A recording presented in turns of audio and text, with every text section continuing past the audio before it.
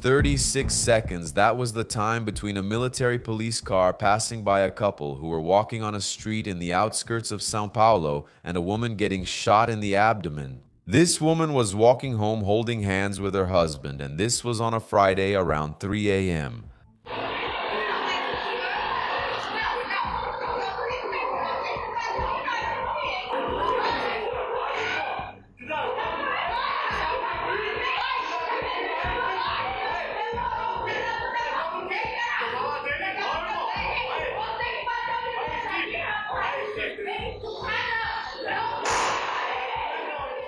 The official version says that Tawana assaulted a police officer. I was passing by here and the side mirror hit the guy over there and they came towards the police car. Then Fox got out. When she got out, she went after her, slapped her in the face and kept going after her and she cried. But witnesses tell a different story, and the police officer's colleague who pulled her away asked her, Pulled her away. Did you shoot her? Did you shoot my people, Estevio? The answer? Why? He hit my face. He hit my... I'm Marcos Campos, and this case here exposes completely opposite versions about what happened in those 36 seconds. Why did Tawana stay on the ground for so long waiting for help while residents supposedly tried to help and were stopped? Why was the person who fired the shot identified as the victim in the official police report? On one side, there's the military police's version. On the other, the version of the husband, witnesses, and images that contradict this police report. This is a video with content based exclusively on news reports published by the press up to April 9, 2026. The case is under investigation by the Homicide Department, the DHPP, the Military Police Investigation, and the São Paulo Public Prosecutor's Office. The versions presented are those released so far, okay? The sources are in the description of this video. The goal here is to report, especially because my only perspective on everything that happened, based on these versions, is that it was a completely regrettable conflict that took a life and destroyed, in many ways, directly and indirectly, others as well. I'm saying, help my wife. My wife is dying, man, from her screams. I saw that her voice was getting weaker. She was losing strength too because she was screaming. She kept trying hard to call for help. My friends wanted to help her. Oh, what a tile! Stay calm and don't strain yourself. The rescue team will arrive soon. Where's the rescue team, huh? Please. Dispatch requesting EMS again on Edmundo Aldran. Subscribe to the channel to stay up to date with everything happening in the world of true crime. Leave a like, a comment, even if it's just an emoji. Now, let's get to the facts.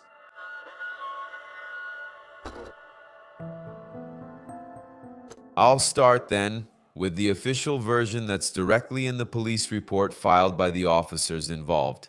According to the document, the military police officers were patrolling Edmundo Aldrin Street when they saw a couple walking arm in arm in the middle of the street. The officers recorded that the couple showed supposed signs of intoxication. As they passed by them, according to the police report, the man, identified as Luciano Gonçalves dos Santos, husband of Ana, lost his balance, and his arm hit the right side mirror of the police car. The police team reports that they returned to the scene to check if the individual was okay. At that moment, according to the officers, Luciano started shouting and arguing with the team, disobeying orders to step away. The police report states that when the patrol car stopped, an argument began and the female officer got out of the vehicle, at which point the woman who was with the individual went after the officer. The officer, Yasmin Cursillo, a 21-year-old teacher and blacksmith who fired the shot, stated in her testimony that Ana invaded her personal space and slapped her, one of the slaps hitting her face. Yasmin stated that it was necessary to use force to stop the aggression and ensure the safety of the team and those involved. This is the official record of the case. But, as I said at the beginning, I also need to present to you the husband's and the witness's account.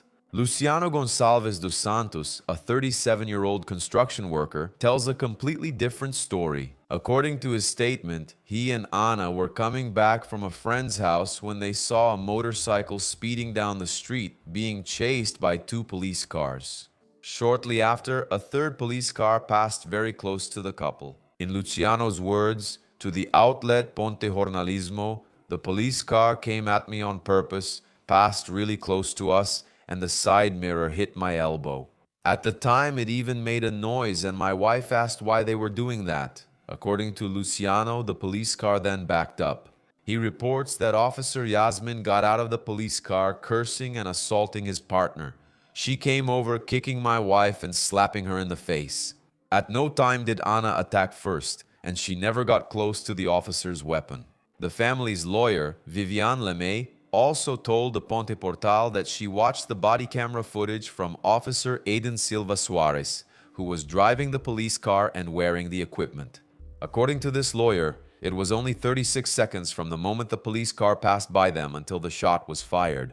An important detail: the lawyer states that in the footage, you can hear Officer Eden instructing Yasmin not to get out of the vehicle. In lawyer Vivian's words, the police officer Yasmin's partner even says, "Don't get out," and even so, she gets out. The lawyer also describes, she gets out of the police car kicking. There was no approach or conversation with Anna, who tried to defend herself and was shot. The Folha de São Paulo news portal spoke with 4 residents of Mundo Aldron Street. 2 said they saw the assault and the shooting. The other 2 said they heard the argument and saw the commotion right after the shot. The police are completely unprepared. Emergency responders need to come, that's for sure. The police officer went to Aldran. A witness who preferred to remain anonymous told the news portal Ponte the following. The police car drove by slowly, and when it got next to them, they swerved the car toward them. That Anna said, "Are you really going to run us over?"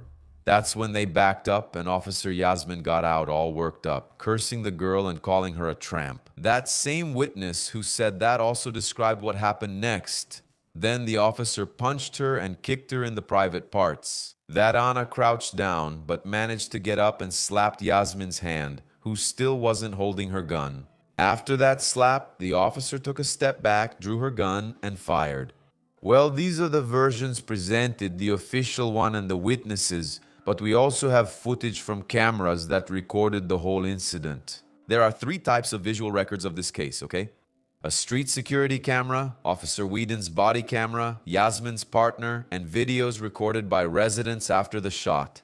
The security camera on Mundo Aldron Street recorded footage at 2:50 in the early morning. The video shows Anna and Luciano walking down the street holding hands. Minutes later, a military police patrol car passes by. From that point on, the couple leaves the camera's frame, but the audio keeps recording. It's possible to hear part of the argument. In an audible segment, Anna says, then a female voice, which would be the police officer's, responds. The argument escalates to shouting. Luciano asks. Seconds after that, then the shot is fired. Come on, damn it, no! The body camera of Officer Whedon recorded footage at 2:58 p.m. The video shows Whedon driving the patrol car. Next to him was Yasmin, who was not wearing a body camera, according to the police, because she had recently joined the force with approximately 3 months of patrol experience. The video captured the moment when the side mirror hit Luciano's arm. Then, Whedon stops the car, shifts into reverse, and approaches the couple with pleasant words. "Hey, what's up?" Luciano then responds using the expression Steve, which is a common slang term, reportedly used to refer to uniformed police officers. The officer replies, "Steve?" Tawana cuts in. She intervenes. No, with all due respect, you were the ones who hit us at that moment. So, according to the lawyer who saw the footage, Yasmin gets out of the police car, even after Eden told her not to. As we saw, the audio captures Tawana asking the officer not to point her finger at her. Then, the shot happens, and it's important to note that the body camera footage from the other officer doesn't directly show the moment of the shot, but it captured the audio and all the movement after the shot, as shown in the body camera video. We can hear Yasmin's colleague asking, "Did you shoot? Why did you shoot her here?" And the officer responds, "Give me a slap, it was big, but no." Subsequent footage shows the arrival of another police car around 3 a.m. Officer Eden reports the events to his colleagues, but emergency help only arrived at 3:30 a.m., about 30 or 40 minutes after the shot. And now we get to a point where people are questioning the delay in assistance. This is a point that all sources, family, witnesses, and even the footage confirm. there was a significant delay in helping Tawana. Luciano reports that after the shot, he tried to approach his wife but was stopped by the police officers. She, quote-unquote, was asking for help and I heard her voice getting weaker, fading away. Music, I'm calling for help for my wife. My wife was dying, man. From her screams, I saw that her voice was getting weaker. She was losing strength too because she was screaming. She kept trying hard to call for help. Music. He describes the situation. I was facing the police officer, right? I was asking him to help my wife because I was afraid he would shoot me if I turned my back. When I finally got the courage to try to get past the line of police officers and go to her, the officer cocked his gun and said, "If you jump, you're going to get it." The contractor, Israel Campos, 48 years old, a resident of the street where Tawana was shot, reported to the Folha de São Paulo news portal. I left my house and went toward her, but the officer pointed his gun and said, "If you come, you're going to get it." It's outrageous to see someone agonizing and not be able to do anything, end quote. Videos recorded by residents and released by the press showed Tawana lying there on the asphalt, bleeding, while police officers stood around her. In one of the images, you can see a police officer pointing a weapon, apparently a rifle, at the victim lying there on the ground. According to Portal Ponte, almost an hour after being shot, Tawana was assisted by a SAMU team and taken to the hospital. She did not survive and lost her life. Still no rescue yet. Copam, repeat the rescue request for Edmundo Aldran. Luciano summed up the situation in an interview. They left her suffering, agonizing. There were more than 20 police officers there at that time and none of them helped. They played games with our lives, end quote.